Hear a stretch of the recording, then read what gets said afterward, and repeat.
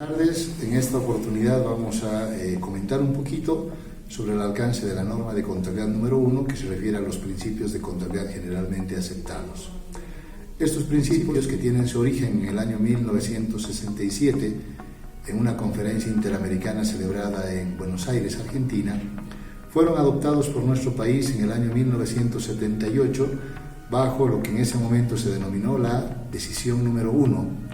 y que posteriormente en el año 1994, sin haberla hecho ninguna modificación, se convirtió en la norma de contabilidad número 1.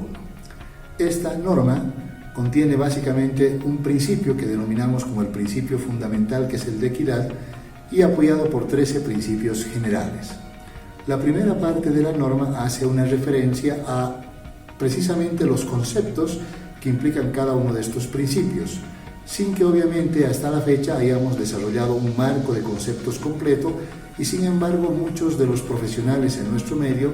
basan fundamentalmente la preparación de los estados financieros en las características y contenido que tienen estos principios de contabilidad, que básicamente son definiciones sobre algunos criterios que son aplicables para la preparación de los estados financieros. En ese sentido tenemos, por ejemplo, como decíamos, el principio fundamental, que es el de la equidad, que hoy en día básicamente lo definimos como un paradigma de la información financiera, al aseverar que toda la información está destinada a una diversidad de usuarios y que obviamente esos usuarios tienen la posibilidad de tomar sus decisiones en base a los estados financieros. Otros principios, como el del ente, por ejemplo, se encuentran dentro del marco de conceptos hoy en día a nivel internacional bajo la definición de lo que se denomina la entidad que informa, entendiendo que los estados financieros pueden comprender o pueden pertenecer a una entidad como tal, o pueden pertenecer a un grupo de entidades que podrían llamarse estados financieros consolidados o combinados,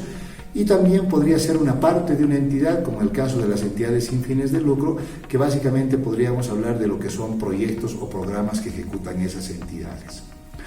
Otro elemento que tenemos dentro de los principios es el concepto de empresa en marcha, que hoy en día se lo conoce como una hipótesis fundamental, porque básicamente los estados financieros se preparan asumiendo que las empresas están operando y van a continuar operando en un futuro previsible. Por lo tanto, no tienen ni la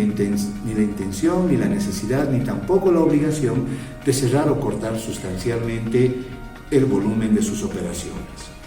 Otro principio es el del devengado, que en realidad bajo la NIC número 1 se lo conoce como una base de registro, donde básicamente se establece que los estados financieros, excepto el de flujos de efectivo, se prepara sobre la base de registro del devengado, lo cual implica que las transacciones se reconocen en el momento en el cual cumplen la definición del elemento, independientemente de si los activos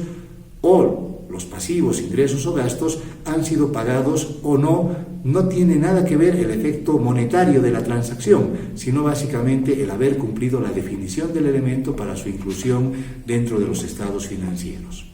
Otros aspectos no menos importantes que tenemos dentro de los principios de contabilidad son, por ejemplo, bienes económicos, objetividad, materialidad, uniformidad e inclusive prudencia, que hoy en día básicamente dentro del marco de conceptos a nivel internacional los encontramos definidos como características cualitativas de la información financiera, es decir, aquellos aspectos que son de carácter intrínseco y que hacen que la información sea útil para que los usuarios tomen sus decisiones. Como aclaración podemos mencionar que el marco de conceptos que todavía está vigente del año 2010 no incluye el criterio de prudencia. Sin embargo, el nuevo marco de conceptos, que entrará en vigencia a partir del 1 de enero del 2020, vuelve a incluir el criterio de prudencia, pero como una parte de lo que normalmente tiene que ver con la equidad, porque básicamente hoy en día la prudencia ya no es un concepto de decir que tenemos que elegir entre dos conceptos el menor o entre dos importes el que menos le beneficia a la empresa, sino básicamente establecer el tema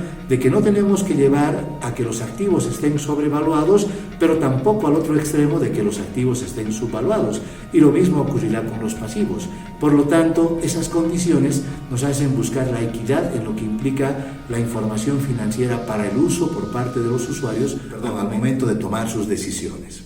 Otros criterios o conceptos o principios que se definían como realización, valuación del costo o exposición, hoy en día los conocemos dentro del marco de conceptos como reglas o normas contables, porque básicamente esos criterios hacen a los que hoy en día conocemos bajo las denominaciones del reconocimiento, la medición y la revelación de la información dentro de los estados financieros.